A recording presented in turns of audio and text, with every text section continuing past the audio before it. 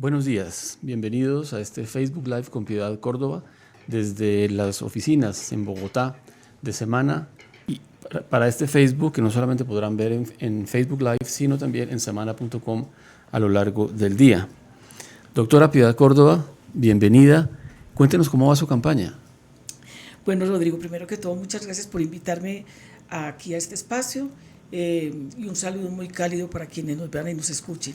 Mi campaña muy bien, estoy muy contenta, estoy muy feliz de haber tomado la decisión colectivamente con todo el equipo de inscribirme por firmas, de recolectar las firmas, porque me ha permitido de verdad hacer un recorrido muy profundo por Colombia, ir a lugares donde hacía mucho tiempo que yo no iba o que no visitaba, y pues enterarme de viva voz de lo que pasa en el país, de lo que le pasa a la gente, pero también porque es muy rico el contacto con la gente. A mí me encanta, me fascina, y yo soy muy abrazadora y muy amorosa, y me encanta también cuando la gente me abraza, me pide una foto, bueno, quiere saber cosas que no sabe de mí, o le parezco muy extraña, o le parezco, ay, yo no sabía que era, yo pensaba que era más gorda, yo pensaba que estaba más vieja. Muy rico, Rodrigo, de verdad. Piedad, profundicemos un poquito el tema de las firmas. ¿Por qué es usted una candidata por firmas cuando usted ha tenido una militancia en el Partido Liberal, larga diría yo, y cuando también ha tenido cercanía con otras fuerzas de izquierda que están compitiendo en esta elección? ¿Por qué no está usted con el Partido Liberal o con alguna de las opciones de izquierda?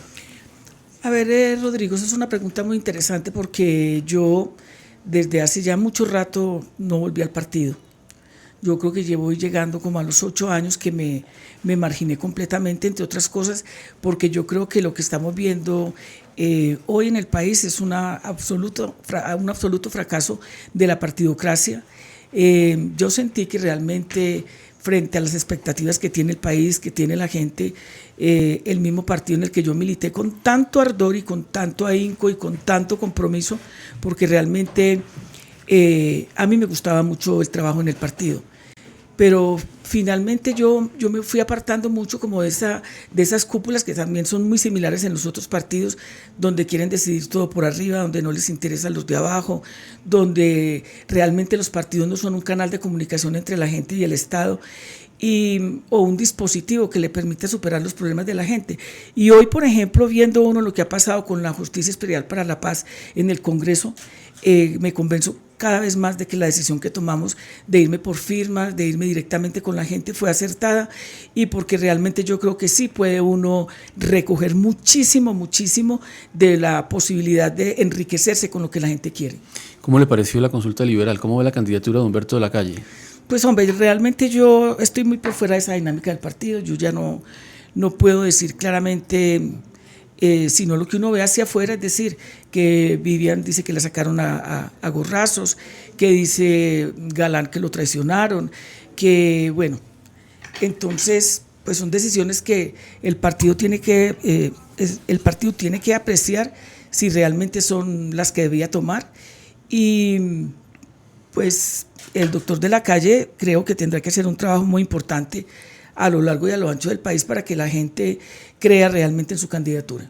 ¿Y las otras fuerzas de izquierda? ¿Por qué no está usted con Gustavo Petro o con El Polo, con Clara López? ¿Por qué la izquierda está tan dividida en este momento? A ver, yo creo que primero que todo, Rodri, yo creo que las candidaturas todavía, mejor dicho, yo creo que esta es una campaña muy abierta, supremamente abierta, donde no se puede decir absolutamente nada, donde no se puede predecir prácticamente nada, y yo creo que a partir de enero ya empiezan a aterrizar de manera formal esas candidaturas, y sobre todo en marzo, cuando se sepa cómo queda el Congreso, cómo va a ser la participación de la gente, y sobre todo en una razón muy concreta, y es que este es un país donde el 62% de la gente no vota. Este es un país abstencionista por dos razones. Aquí hay una abstención estructural que tiene que ver con que el Estado realmente no atiende a la gente en las regiones. Yo, por ejemplo, quedé muy sorprendida que la registraduría hubiera tomado la decisión de impedir que la gente en las regiones pudiera o no votar por el candidato liberal, al decir no voy a colocar mesas, como que esas personas no valieran, no tuvieran criterio, o de pronto en esas personas no hubieran liberales. Y de la misma manera se comporta siempre en las elecciones, o sea, lograr que se establezca un puesto de votación, por ejemplo, en el río Yurumangui, en Buenaventura, que es tan lejos, que es tan costoso la llegada de una persona al centro de votación. O sea, le vale por lo menos a una persona, a una sola, 200.000 pesos trasladarse. Entonces, esa persona, yo pienso que reflexiona, o como o voto, y prefiere comer que irse a gastar 200.000 pesos, ¿sí o no? Entonces, esa es una abstención estructural, es decir, todas las dificultades que tiene una persona para poder votar. Y la segunda es la abstención de la apatía, o sea, ¿para qué me sirve a mí votar? Si realmente a mí no me representa a nadie, si aquí a la gente no le interesa mis padecimientos. Por ejemplo, en Puerto Inírida, la pobreza de la gente es brutal, viven en unas condiciones de una manera que uno queda aterrado que en el país puedan existir ese tipo de condiciones, o la gente en el Baupés, en Mitú. Entonces, eso va generando una apatía que desinteresa a la gente de la posibilidad de votar, y por eso yo pienso que realmente lo que tenemos que hacer es enamorar a ese 62% de personas que no votan, decirles que sí tenemos una posibilidad de cambiar el país, que hay una esperanza, que este proceso que se firmó con las FARC no es de las FARC y el gobierno, sino de toda la sociedad. Y por eso yo creo que es muy importante, y se lo decía ayer a unos amigos que estuvieron hablando conmigo en mi apartamento en la noche, aquí tenemos que salir de la zona de confort, del acomodo. Es quién puede ganar, entonces me voy con ese. No, vayamos hacia las regiones, y la izquierda también tiene que hacer lo mismo, y la izquierda también tiene que estar dejando de pensar en un cóctel de siglas, metámonos aquí tantos, y no hablan del programa, no se plantean, por ejemplo, cómo está concentrada la riqueza en el país, no hay la discusión de lo que dijo por lo menos Naciones Unidas en esta semana, que somos el segundo país más desigual de la región y el quinto país más desigual del mundo. Eso usted debería tener a nosotros, más que pensando a quién me sumo, cuál es la propuesta que le vamos a hacer al país, y en eso es que yo he venido insistiendo. Yo me reuní, por ejemplo, con Jaime Araujo, que también está aspirando a la presidencia. Está recogiendo firmas también. También, y reflexionábamos sobre eso. A mí me gustó muchísimo su reflexión, y todo lo que pudimos conversar como en 7 horas, sin afanes, sin cálculos. Y yo pienso que hacia adelante tenemos que acercarnos en el sentido de cuál es la propuesta de país, cómo vamos a lograr que se cumplan los acuerdos. No, usted está de acuerdo con los acuerdos, usted los va a hacer cumplir, sí, pero ¿cómo? Eso es lo que tenemos que discutir. ¿Cómo va el partido de las FARC? No sé, Rodrigo, no tengo la menor idea, porque pues yo no tuve la oportunidad, porque tenía otras ocupaciones por fuera, de estar en su congreso, y realmente no tengo idea de su dinámica. ¿Y la candidatura de Timochenko cómo le parece?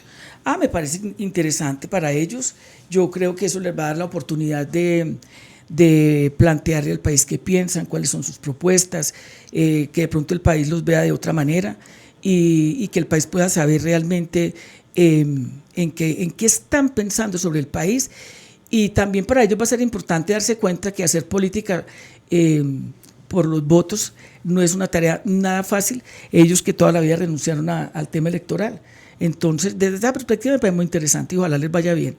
¿Cuál es el, por así llamarlo, mapa de ruta de Piedad Corda? ¿Usted ya terminó la recolección de firmas? Pues voy a seguir recogiendo hasta el 5. Hasta el 5 de diciembre. De diciembre, porque estamos haciendo énfasis en unas regiones. Si es por el monto que se requiere legalmente, yo ya los tengo. Pero yo quiero seguir recogiendo más para adentrarme en unas regiones que me parecen interesantes por unas dinámicas que estamos haciendo con organizaciones.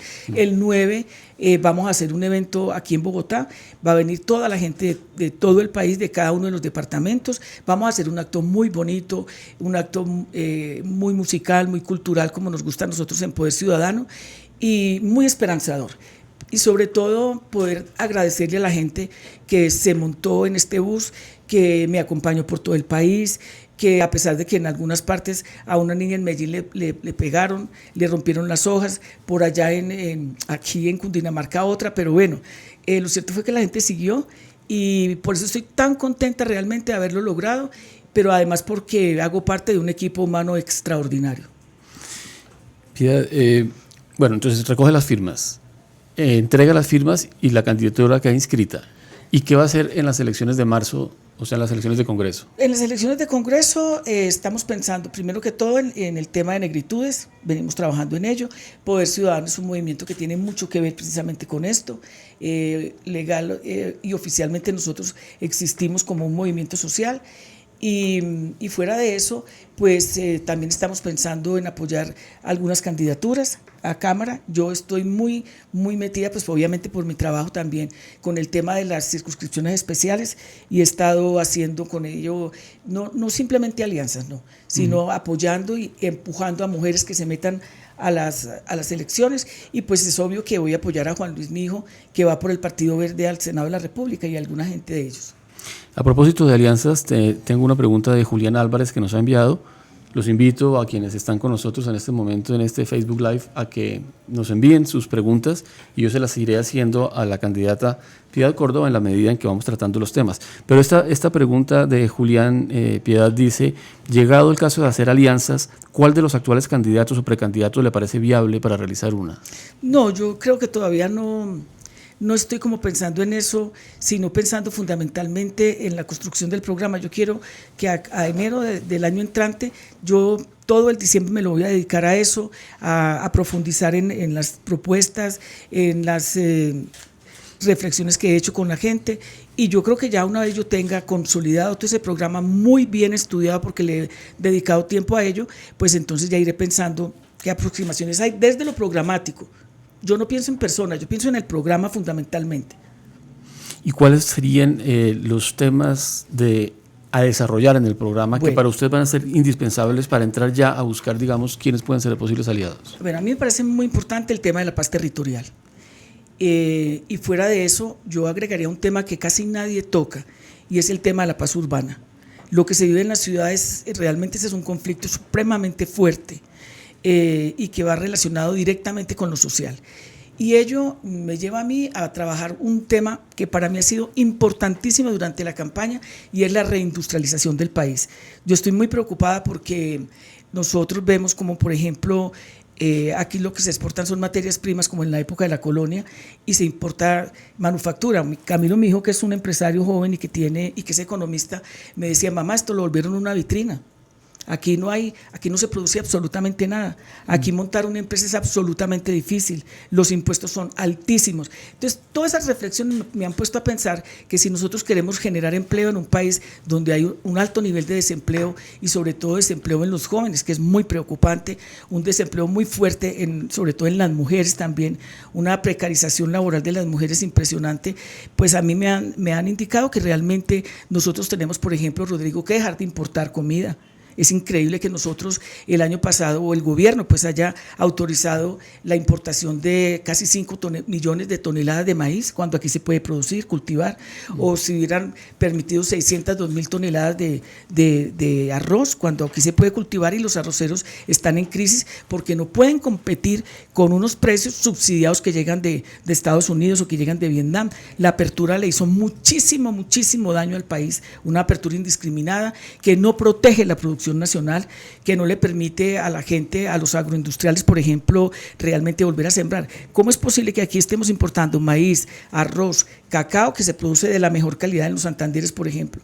Que estemos desbaratando el minifundio cafetero porque estamos importando café, eso no lo cree nadie. O sea, importamos el 28% de lo que consumimos. Entonces, para mí es muy importante sembrar a Colombia, es muy importante generar una serie de incentivos y bajar impuestos que pueden pagarse progresivamente a quienes tengan la intención de montar empresas en el país. ¿Para qué? Para lograr inclusive, yo no sé si tú sabes, Rodrigo, que aquí el monto de las exenciones en el año son de 3.000 millones de dólares, exenciones que realmente no deberían existir, y yo creo que en eso coincidimos con muchos. Esa plata serviría para generar, por ejemplo, yo soy de las que defiendo la gratuidad de la educación. Yo creo que aquí se puede tener educación gratuita desde los párvulos hasta la educación superior, y una educación que sea pertinente, una educación que sea de calidad, una educación que sea universal, y la plata está aquí. Aquí no hay que hablar ni de izquierda ni de derecha, ni hablar de las oligarquías. Aquí hay que hablar de que aquí existen los recursos, que hay que poner a tributar a mucha gente que no tributa, y yo también creo que derogaría dos cosas. Primero, la tercerización laboral, que le ha hecho mucho daño a la calidad del empleo en el país. Aquí se pagan salarios supremamente bajos, supremamente malos, inclusive con gente muy preparada. y pienso que derogaría también la Ley 100. La Ley 100 le ha hecho un daño a la salud en el país brutal. Yo creo que los recursos de la salud deben ir directamente a los hospitales públicos, hay que fortalecerlos y eso permitiría también con recursos fortalecer el tema de las universidades públicas que tienen una situación muy deficitaria. Pero déjeme, Rodrigo, yo le cuento algo que me parece también muy preocupante y que va a estar en mi tema. Es obvio que yo siempre he estado con lo que son negros, afrodescendientes, como le quieran decir, con los indígenas, con las mujeres, con el tema de defensa de parejas del mismo sexo y seguramente que eso va a ser parte de mi paquete de trabajo, como a mí, por ejemplo, ni que me pregunten que si voy a implementar los acuerdos, porque es que yo parí los acuerdos. Sí, claro. Me decía una señora en Bello antes de ayer que el país no reconoce el esfuerzo tan duro que fue ir a rescatar a una persona. Nosotros la veíamos en la selva, bajarse de un helicóptero, irse sola. Pero bueno, esos son temas que yo doy por descontados. Pero hay un tema que a mí me ha tenido muy preocupada, inclusive tuve oportunidad de hablar largo rato con mamá el domingo en la noche. Mamá es una mujer de 83 años, pero todavía es maestra y es una mujer muy sensible a la niñez y a la juventud. Y yo le contaba a mamá que yo estoy muy impresionada, Rodrigo, y lo quiero decir aquí y aprovechar este programa, porque el tema de la violación sexual de niños y de niñas es una cosa aberrante en el país, es una pandemia, y sobre todo el tema de niñas de 12 años ya embarazadas. Me he encontrado en todo el país, una cosa que a mí me tiene absolutamente abismada, el caso en el Cesar, el caso en el Meta, el caso en el Putumayo, el caso en los barrios de todo Medellín, de niñas con 14 años ya en embarazo. Puse el tema en la comuna número 1, el barrio popular, el domingo en las horas de la mañana, como a las 8:30, no, como a las 10 de la mañana tuvimos una reunión y entonces yo les dije que yo estaba muy asustada con eso, muy preocupada y que yo estaba pensando en plantear un plan de choque para atender a las niñas de 14 años en el país, que lo primero que tenemos que hacer es hacer un inventario de cuántas niñas han parido en el país que tienen 12 y 14 años, ¿qué están haciendo? Entonces una señora que estaba aquí, era miembro de la Junta de Acción Comunal, respondió: mire, Piedad, yo hago parte de la junta directiva de la escuela porque yo ayudo ahí en el colegio. ¿No? Bueno, cuando empezamos el año había 20 niñas de 14 años embarazadas. Estamos terminando el año y vamos en 80 niñas de 14 años embarazadas. Niñas que pierden el rumbo de su vida, porque por lo general eso hace parte de la espiral de la pobreza. Supuestamente y seguramente su mamá también le pasó lo mismo y es una mujer que trabaja en alguna parte, que tiene que dejar las niñas solas, que no puede cuidar el niño o la niña y que la tiene que dejar a ella y que no vuelve a estudiar. Ese es un problema muy grande porque son muchos niños, Rodrigo, si fueran uno o dos. En el Putumayo, en Mocoa, una niña de 13 años con el niño y me lo pensaba regalar a mí. Pues, como quien dice, yo se lo quiero regalar. No, yo no me puedo responsabilizar de esto, pero sí me puedo responsabilizar de ver qué podemos hacer con el niño. Efectivamente, Bienestar Familiar le quitó a la mamá de la niña y a la niña, porque la mamá de la niña, pues obviamente no estaba ni siquiera respondiendo por esa niña de 13 años. Entonces, es un problema muy, muy, muy, muy, muy serio. Por eso yo creo que es muy importante pensar en ajustar muy bien el tema de las madres comunitarias, que realizan una labor muy importante en la sociedad. Yo creo también que es muy importante valorar el trabajo de las amas de casa, que se quedan cuidando a sus hijos, que deberían tener una pensión, y yo estoy trabajando sobre eso, porque realmente me preocupa mucho la juventud del país, muchísimo, muchísimo. Pia, quiero volver al tema de la paz territorial y del tema agrario, que mencionaba brevemente. Esos temas están ligados a un punto clave del acuerdo con las FARC, al punto 1, que lamentablemente está muy quedado en el Congreso, sí, por no decir que está bloqueado. Pero más allá, digamos, de eso, ¿por qué ha sido tan difícil la implementación del acuerdo? ¿Usted se imaginó que iba a ser así de complejo y que iba a ser así de lento y que eventualmente solo iba a haber un porcentaje menor de cumplimiento de lo pactado? Pues hombre, yo creo que hay que decir lo siguiente con relación al tema de los acuerdos. Me parece que hubo una gran equivocación del gobierno nacional y lo puedo decir con mucha responsabilidad porque fueron muchas las veces que yo hablé con el gobierno para decirle que era absolutamente necesario hacer una pedagogía sobre los acuerdos, que la gente entendiera en el país la importancia de lo que significaba la paz y que ahí no se estaban haciendo concesiones graciosas, ni se estaba entregando el país, y la importancia de levantar el campo era fundamental, y sobre todo de no improvisar sobre la marcha. A mí me parece que no tiene ninguna presentación, yo no las conozco, no he ido a ninguna de las zonas veredales o las zonas territoriales que la gente haya llegado a unas condiciones tan espantosas, tan horribles. ¿Cómo era que la misma gente de las regiones lo comenta? Y la misma gente se preocupa por lo que pueda pasar. Yo creo que ha habido un nivel de improvisación supremamente alto, y mire, una noticia o un informe que pues no me parece que sea para mí alegrarme de eso, y es que en el presupuesto del año entrante hay un recorte muy fuerte en este sector, precisamente en el agrario, un recorte de un 37%, que si tú le sumas el 4% de inflación va a ser el 40, el 41%, y hay un nivel de desinterés, era como firmen ahí, firmen rápido, y por eso me parecen tan inoportunas esas respuestas de los dos candidatos que participaron en esa costosa consulta, cuando decían, nosotros ya les firmamos el acuerdo, o sea, ya se los concedimos, de ahí para allá, nosotros no tenemos nada que ver con eso, y yo creo que eso no es serio ni responsable. Yo creo que uno de los puntos más importantes para que el país realmente pueda avanzar es el punto de desarrollo rural integral, que va de la mano también del tema de sustitución de cultivos de destinación ilícita, porque si a la gente realmente no se le plantea todo un programa para que la gente pueda sembrar el cultivo que mejor le parezca o que se dé en la región, o que la gente pueda tener la posibilidad de esperar que ese cultivo se dé y poder comer, poder tener los hijos estudiando. Pero fundamentalmente, Rodrigo, aquí le voy a hacer una propuesta, miren. La conversaba ayer con una sargento en Montería almorzando. Nosotros tenemos el mejor batallón de ingeniería de todo el país. Y de todo el país, no, de toda la región. Yo me atrevería a decir que inclusive que el del Brasil, porque tuve oportunidad en las liberaciones de conversar muchas veces con ellos, y ellos vivían asombradísimos de los clubes, de los batallones que teníamos en Colombia, por la calidad de la construcción. Yo me puse a pensar en estos días, hombre, nosotros, ¿por qué no hacemos lo siguiente? Tenemos un tema muy serio con víctimas en todo el país. Las viviendas que entregó Vargas Lleras dan vergüenza.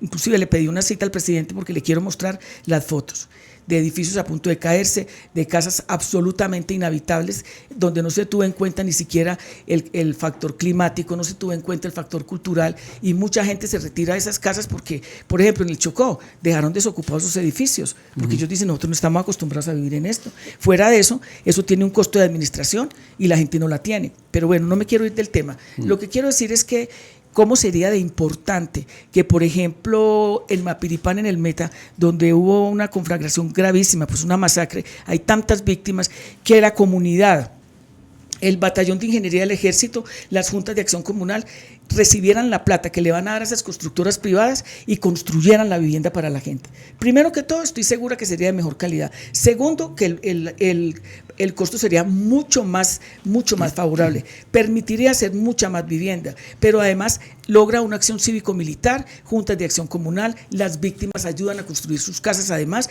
pero fuera de eso, yo sacaría a los presos de las cárceles que están en esas regiones. Los que tengan la posibilidad de salir y que puedan trabajar durante todo el día. Yo creo que con el batallón de ingeniería del ejército de este país se podrán hacer muchas cosas que van a ir en beneficio precisamente de la gente. Y una de ellas es que el batallón de ingeniería puede construir las cartahuellas. Las vías terciarias son necesarias, y lo dice ACOPI, lo dice la Asociación Nacional de Agricultores, que necesitan las vías terciarias para poder sacar los productos, porque aquí tenemos un problema muy serio en ese sentido. Por eso me parece tan importante insistir en que nosotros tenemos recursos que podrían, como el humano, abaratar costos, empujar todo el tema del desarrollo rural integral, que la gente pueda sembrar. Rodrigo, yo no sé si será muy loco decir que el gobierno, ¿por qué no le compra esas cosechas de cultivos de destinación ilícita a la gente? Para que la gente pueda inclusive montar programas serios que le permitan el desarrollo. Mire, yo volvería, a mí me encanta este tema, yo volvería al Instituto de Mercadeo Agropecuario, IDEMA, que en muchas regiones del país están sobre elefantes blancos desocupados. El Estado que compre la cosecha a los campesinos y que luego vuelva a montar una institución que existió en el país. Yo me acuerdo mucho, yo pequeña, el Instituto Nacional Agropecuario, que hacía ya realmente el mercadeo y le vendía a la gente directamente los productos mucho más baratos, de mucho mayor acceso, y permitía tener realmente una economía importante. En el año 90 nosotros teníamos casi un 11-12% del PIB, que era la ruralidad. Hoy escasamente estamos en el 6%. Y en la industrialización, en el año 90 teníamos el 25%, hoy tenemos solamente el 11%.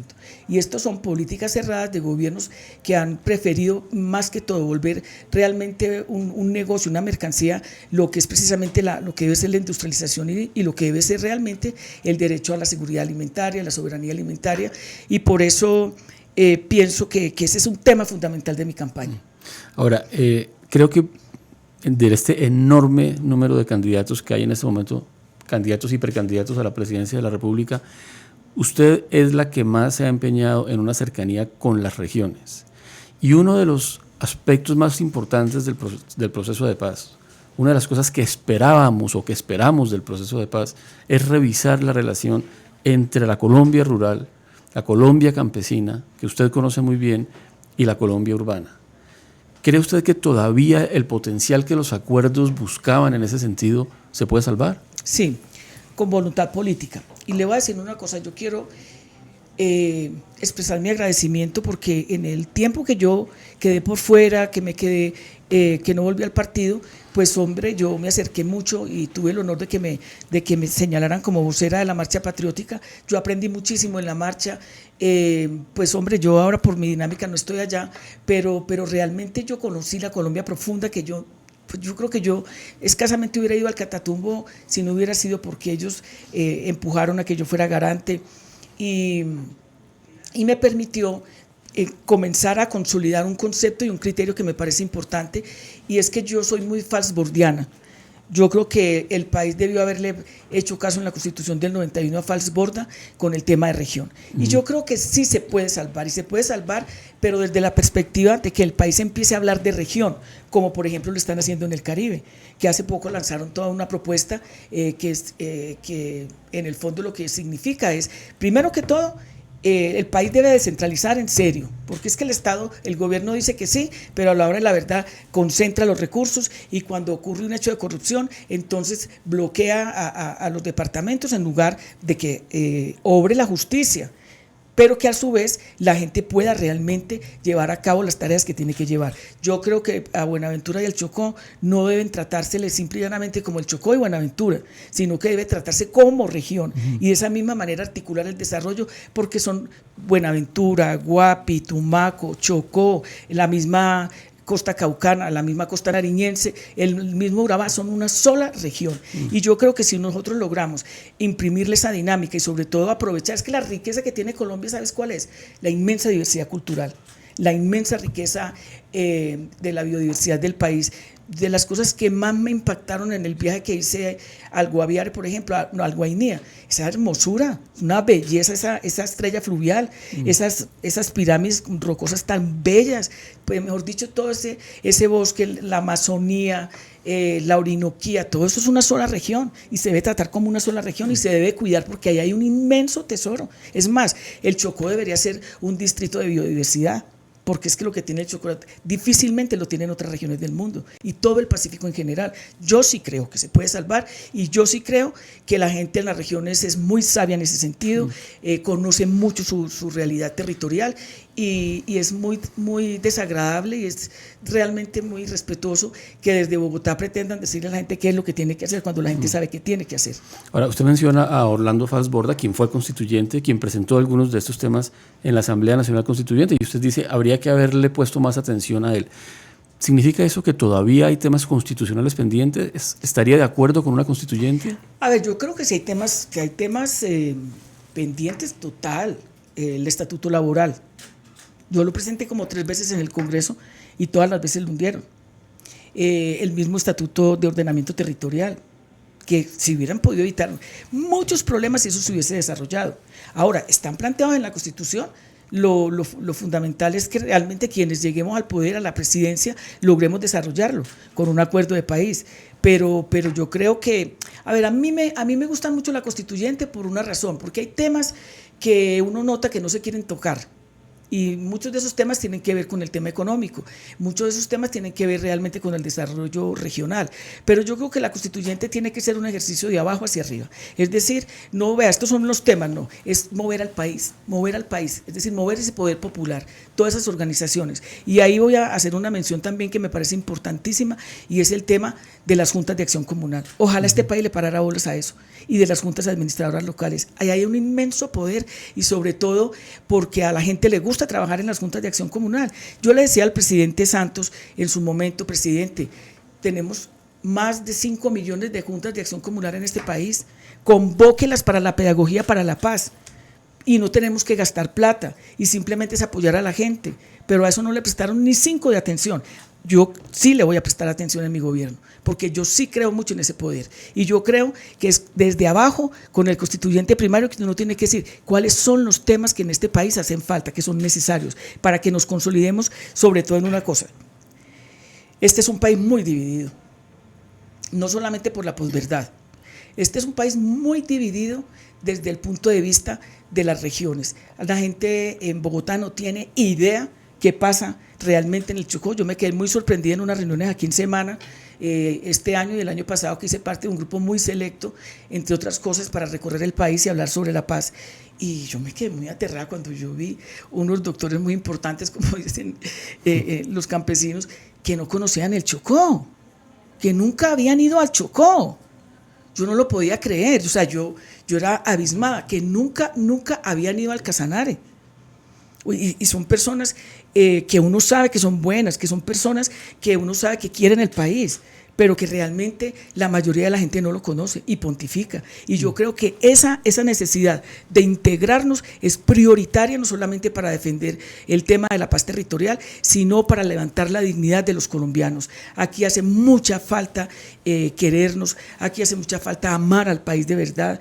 Yo creo que al país hay que levantarle la autoestima, y hay que levantárselo desde lo que somos y de lo que tenemos. Nosotros somos un país riquísimo, no solamente en recursos naturales, sino que la diversidad cultural que tenemos nosotros la quisiera cualquier otro país, cualquiera, y nosotros tenemos una música maravillosa, unos cantores maravillosos y cantoras, la riqueza cultural del Pacífico es algo emocionante, que es inclusive diversa en el mismo Pacífico, la riqueza cultural del Caribe, la riqueza cultural de la zona andina, lo mismo que vivimos con la música campesina. No, este país es maravilloso.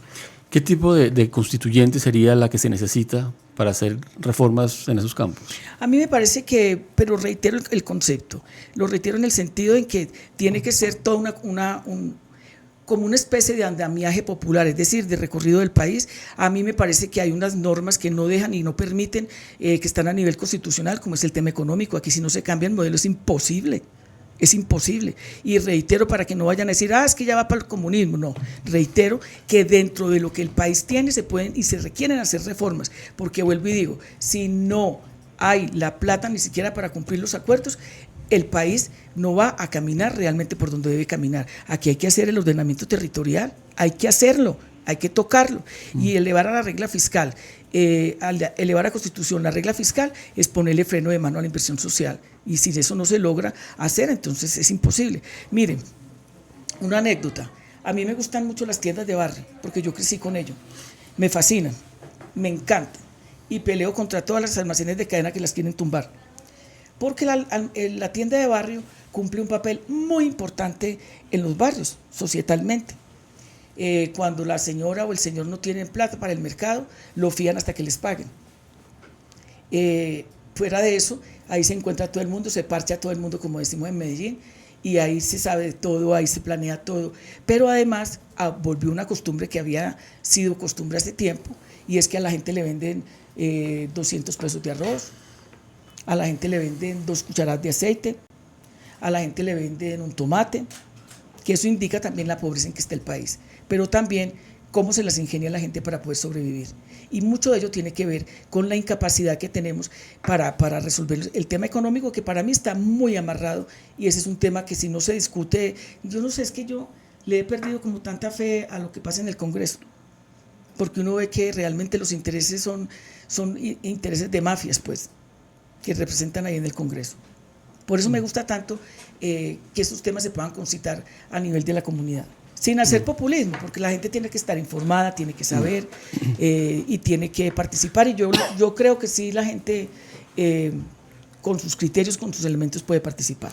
El mecanismo de la constituyente ha sido mencionado por otros candidatos para otro tipo de reformas, la verdad. Pero, por ejemplo, para reformar la justicia. ¿Cuál sería su idea en esa materia? Yo no. Yo creo que eso es muy peligroso en un momento determinado porque se vuelve como una especie de desquite. A mí me parece que el país, con las universidades, las facultades de derecho de todo el país, puede realmente recrear una reforma en los puntos que sean fundamentales, porque es que el tema en sí mismo no es de la norma, el tema también es de las personas. ¿Quién se iba a imaginar lo del cartel de la toga? Pues, o sea, uno sí oía, pero uno no creía que eso fuera, o sea, yo no me imaginaría que un magistrado de la Corte Constitucional o de la Suprema pudiera llegar a esos extremos, que inclusive me han puesto a pensar a mí, yo no me explico yo cómo no fui a dar a la cárcel de verdad, con todos esos intereses que se mueven ahí, pues intereses mafiosos totalmente, o sea, eso se desarrolla como una mafia. A mí, ¿qué me parece? Me parece que la gente, la ciudadanía, le gustaría ver una justicia que se administrara con prontitud y que realmente con justicia, valga la redundancia. ¿Por qué la gente ha apelado a otro tipo de cosas? Es porque no camina la justicia, porque se compran los fallos, porque la gente sabe que ahí no le van a resolver el problema. Yo creo que eso es lo que a la gente le interesa. Por ejemplo, el nuevo código de policía, la gente está en las regiones, todo el mundo está bravo con eso. ¿Por qué? Porque un ventero ambulante o estacionario que se está rebuscando la vida y llega la policía y ¡prum!, le quita todo lo que tiene. Entonces la gente está reaccionando contra la policía, o en parte la gente está reaccionando contra la policía. Yo creo que inclusive el código tiene como 300 demandas, lo van a tener que volver a revisar, porque fue un problema, un encarte para la gente, y la gente asocia eso con la justicia. Yo creo que aquí hay suficientes elementos, hay buenos juristas, hay buenas facultades de derecho y de derecha también. Hay buenos consultorios. Un lapsus profundo. Y yo creo que se puede hacer una reforma, más no una constituyente. Yo no creo que no creo que sea para eso. Ahora, hablando de la justicia, Piedad, hay una pregunta que hace Juan Sebastián Sora sobre la Procuraduría. ¿Qué piensa de instituciones como la Procuraduría y qué cambios le haría? Y yo me imagino que la pregunta de Juan Sebastián tiene que ver con el hecho de que usted fue destituida por la Procuraduría, fallo que después el Consejo de Estado tumbó. Algo parecido acaba de ocurrir la semana pasada con Gustavo Petro. ¿Qué hacemos con la Procuraduría? A ver, yo creo que la Procuraduría tiene unas competencias atribuidas por la Constitución y por las leyes que la desarrollan, que son absolutamente pertinentes. Yo me atengo a la decisión de la Comisión Interamericana de Derechos Humanos, que la comparto obviamente, de que realmente la Procuraduría no debería tener facultades para inhabilitar, prácticamente destituir a funcionarios de elección popular. Pero yo también creo que el problema no está en las competencias ni en la Procuraduría como tal, que es necesaria, sino que creo que está en las personas. Cuando una persona utiliza un cargo de esos para perseguir, para quitar del camino a personas a las cuales no quiere porque pensamos distinto, porque políticamente no somos correctas para ellos, porque defendemos los derechos humanos, porque defendemos a las mujeres, pues el problema está ahí. O sea, cuando una persona se aprovecha del cargo realmente para beneficiarse él o beneficiar su colectivo, me parece muy grave, muy grave. Pero sí comparto el criterio de la Comisión Interamericana de Derechos Humanos de que realmente los funcionarios de elección popular deben tener el aforo que la misma norma establece y obvia, que no quiere decir que no se puedan sancionar disciplinariamente. Pero imagínese usted, Rodrigo, que para mí fueron 32 años, o sea, ni Pablo Escobar, o sea, yo no creo que haya habido un criminal, a una persona a la que hayan atacado peor como que yo fuera Pablo Escobar. Y yo lo único que hice fue hacer una mediación humanitaria autorizada por el gobierno, empujar a que realmente se pudiera hacer el acuerdo, pero a mí se me trató como que yo fuera, no, ni Pablo Escobar es una joya al lado mío, pues. ¿Y qué otras instituciones de la justicia considera que habría que dejar? ¿Me hablas de la fiscalía? ¿Me hablas? No, sí, es decir, es que está en tela de juicio que hay que cambiar muchas cosas de la justicia, por ejemplo, los mecanismos de elección de los magistrados, el Consejo Superior de la Judicatura. ¿Cuál es su posición sobre eso? No, yo sí creo que no pueden haber puertas giratorias y creo que eso sí hay que dejarlo absolutamente cercenado. Y a mí, por ejemplo, a mí no me gusta la elección del Consejo Nacional Electoral, por mencionar algo, por parte del Congreso de la República. porque a uno se da cuenta, y mira lo que está pasando con el escándalo de Barranca Bermeja, que estaban poniendo una tutela para impedir la revocatoria. Bueno, sale a la luz pública que se sentaron magistrados del Consejo Nacional Electoral con partidarios, con el jefe del Partido Liberal e impidieron la revocatoria. ¿Pero qué significa eso? Que la gente que está ahí no obedece al concepto de nación, al concepto de país, sino que obedece al concepto de un partido, y eso no está bien. Nosotros habíamos planteado cuando se dio la discusión precisamente de la reforma electoral por parte de la MOE y el mismo gobierno nacional, que eso tuviera otra forma de escogerse, que los votara el Congreso, pero que los escogieran otras personas. Y yo creo que pasa lo mismo también con pues a mí me parece que el fiscal no lo debería escoger el presidente.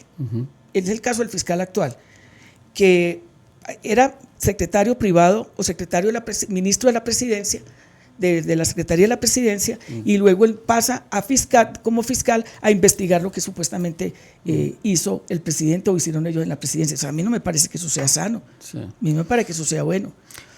Quiero volver a un tema, usted mencionaba cuando habló de modelo económico y dijo algo así como hay que cambiar el modelo económico, pero ya me van a decir que es el modelo comunista. Pues precisamente hay una pregunta de Juan Sebastián Sora también, que es más o menos en esa línea. Dice, ¿usted seguiría el modelo económico de Venezuela? No, es que yo creo que nosotros, y yo lo dije inicialmente cuando hablé del año 90, porque el modelo de Venezuela es un modelo rentístico, basado en el petróleo. Allá no ha habido, por tradición, no ha habido ni siquiera industria, y ni siquiera tienen la vocación agrícola que tiene mi país. Colombia, antes lo que yo pretendo es reindustrializar el país, porque en el año 90, cuando César Gaviria toma la decisión de la apertura económica, la industria se vino al suelo. Y eso no lo digo yo porque esté en contra del presidente Gaviria, sino porque es una realidad fáctica que usted la puede constatar y que los empresarios lo dicen. Mire, nosotros teníamos en Antioquia Tejicóndor, Coltejer, Everfit, Fabricato, Pantex, y la única que sobrevive, que casi se va al suelo, es Fabricato, porque tuvo que salir el gobierno a darle una mano. Pero de resto, todas esas empresas desaparecieron por la competencia tan desleal de la importación de ropa, de telas, donde la industria nacional dejó de producir. Nosotros somos una vitrina, no más. Exponemos lo que compramos por fuera. Y ahí me cabe una respuesta que me gusta mucho también, y es la revisión de los tratados de libre comercio, porque no pueden haber unas ventajas tan grandes para los de afuera y una desventaja tan grande para los de acá del país, que yo no quiero decir con ello que aquí no puedan estar las multinacionales o que aquí no puedan importar, no, pero en unas condiciones que no afecte la producción nacional, en unas condiciones que nos permita volver a levantar empresa en el país.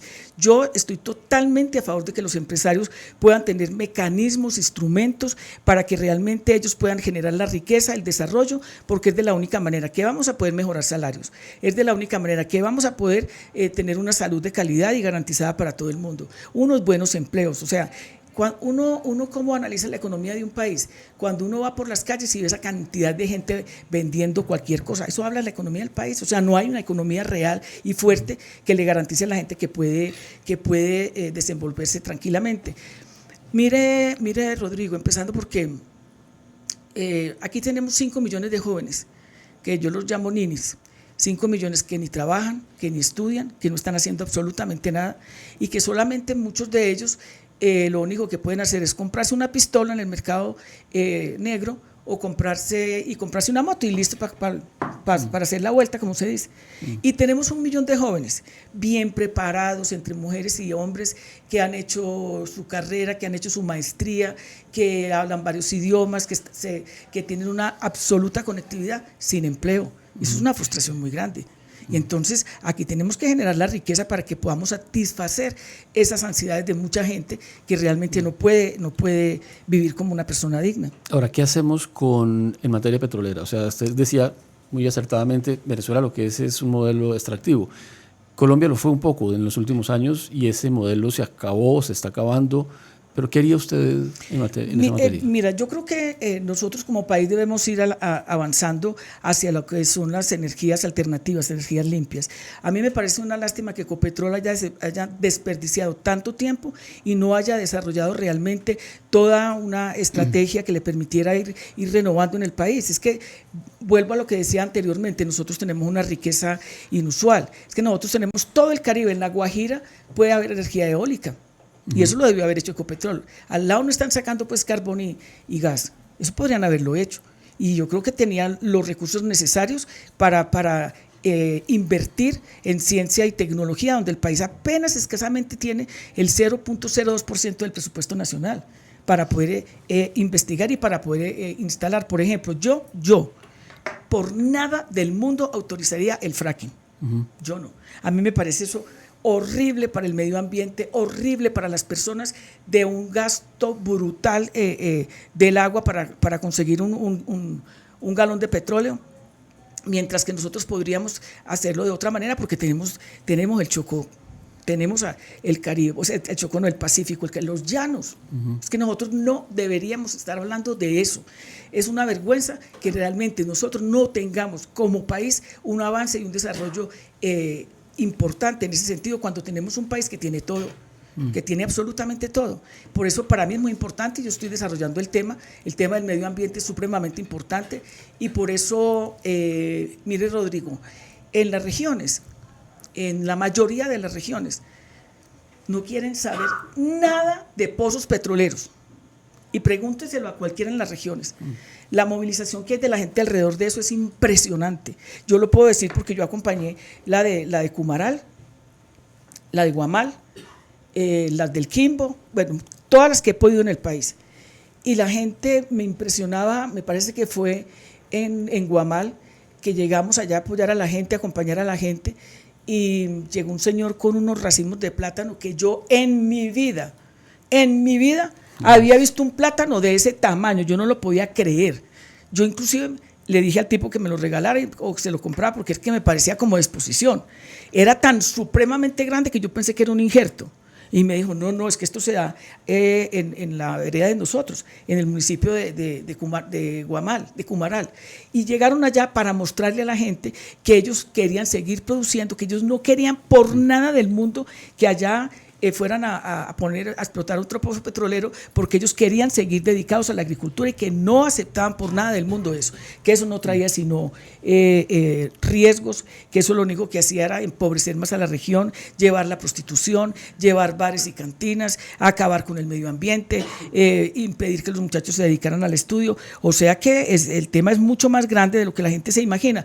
Los que defienden la explotación petrolera a rajatabla dicen que sí, que es que nosotros los ambientalistas ya queremos es acabar con el país. Eso no es verdad. O sea, yo creo que pueden haber explotaciones racionales, pero no esta cosa loca, indiscriminada, de cualquier manera, donde sea y donde la gente no la quiere aceptar. Por eso te decía ahorita, Rodrigo, que es tan importante, y aquí en el país está cogiendo una dinámica que está ahí como subterránea, y que la gente que no va a las regiones no se ha dado cuenta, y es que la participación de la gente últimamente es supremamente vigorosa en términos de las consultas populares. No le tienen ni que dar plata, a usted no le piden para camisetas, no, apóyenos, venga, acompáñenos, vamos a hacer el recorrido. Nosotros lo hemos hecho, y eso habla de la preocupación que tiene la gente por el medio ambiente. ¿Sobre las consultas populares tiene alguna reserva? No, ninguna. ¿Las dejaría tal como están? Tal como están, sí. Porque, las fortalecería más. ¿En qué sentido? En el sentido de que la gente tuviera, inclusive yo soy partidaria de que nosotros comencemos a tener un presupuesto muy vigoroso para las juntas administradoras locales y para las juntas de acción comunal, y ello porque realmente permite la participación de la gente, y esas juntas de acción comunal son las que le dan mucha vida a las consultas populares. Además, los jóvenes, las mujeres, las amas de casa, yo estoy impresionada porque realmente sin recursos prácticamente lo hacen. Yo las robustecería desde ahí.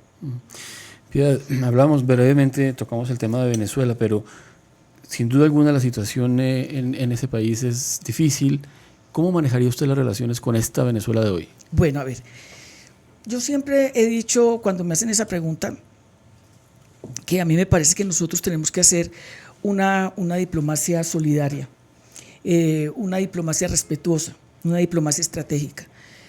Primero que todo porque nosotros estamos absolutamente condenados a vivir juntos. Nosotros no nos podemos pasar de Colombia para otro lado.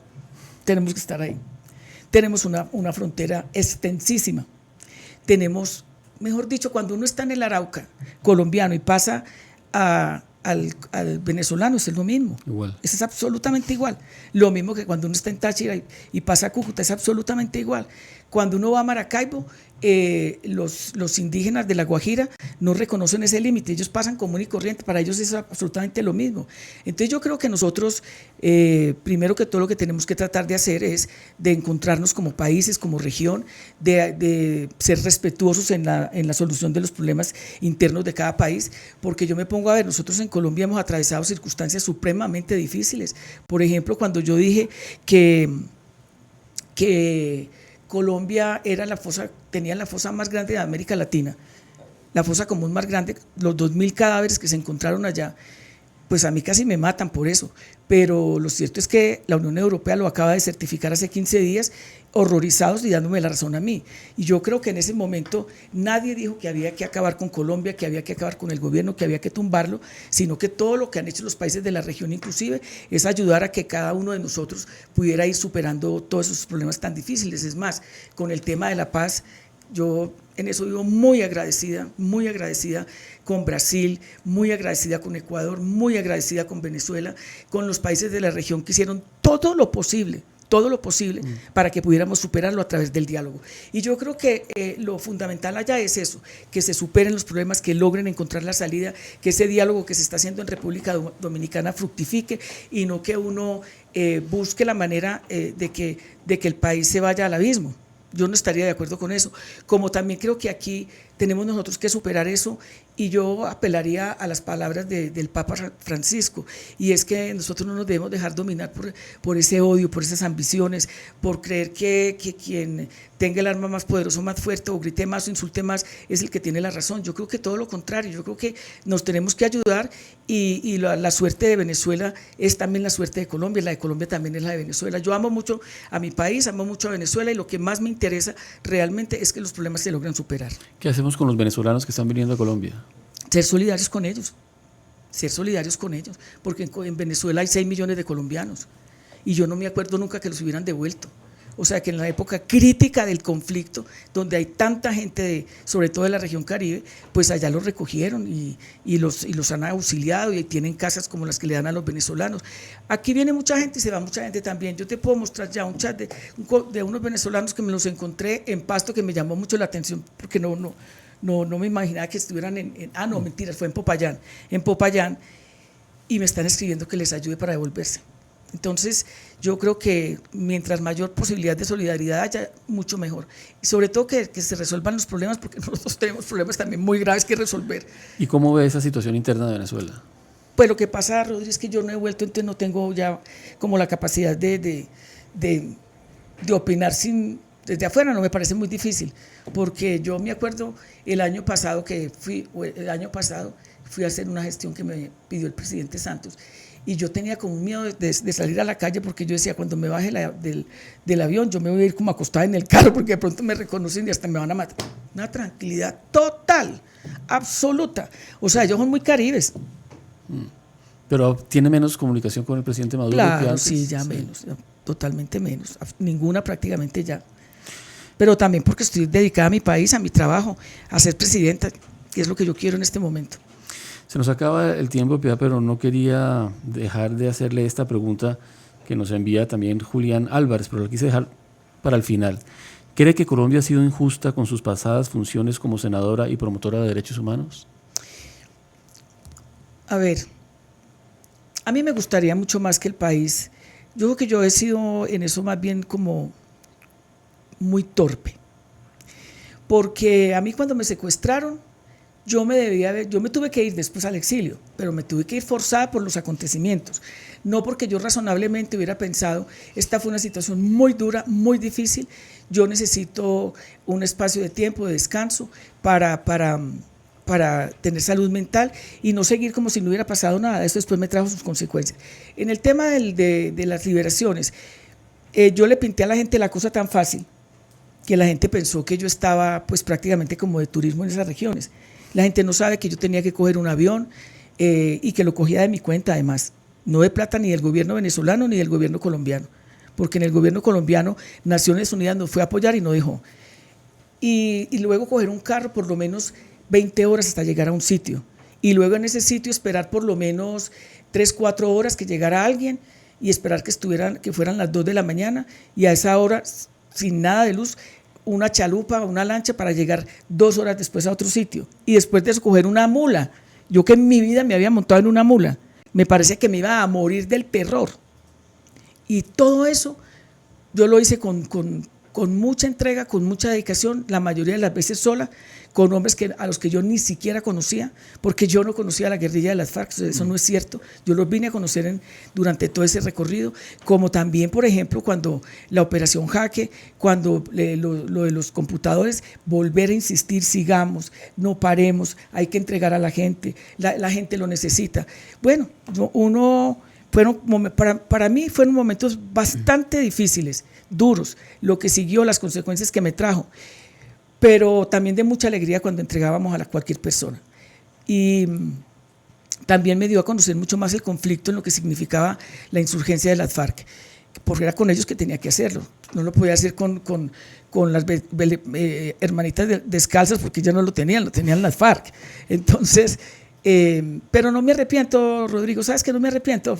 Yo creo que fue muy difícil, yo tal vez no haría cosas que hice en su momento, hice sufrir mucho a mis hijos, hice sufrir mucho a mi familia, a los amigos más cercanos.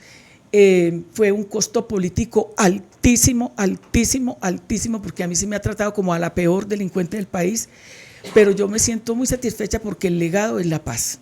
Y yo me soñé toda la vida, y mire la contradicción tan absurda, yo que toda la vida, cuando nadie hablaba de paz, yo hablaba de paz, cuando nadie denunciaba el paramilitarismo, yo sí, cuando nadie denunciaba lo que pasó con las cosas tan duras que hizo también la guerrilla, yo lo hice, y yo me soñaba en el Congreso, en estos debates que se están dando ahora, y precisamente me sacaron y me impidieron estar ahí. Cuando dice el costo para sus hijos, y eso era el rechazo que recibía de algunos sectores de la sociedad. Claro, y por ejemplo, y a mis hermanos en ninguna parte les dan empleo porque son mis hermanos. Mi última hermana, que además su tesis es laureada de Bolivariana como doctora en Derecho, cuando se dieron cuenta que era mi hermana la echaron. Y a mis hijos, a nadie. Mis hijos se tuvieron que terminar de formar en el exterior sus carreras porque pues yo me tuve que ir al exilio y yo no los pude volver a traer.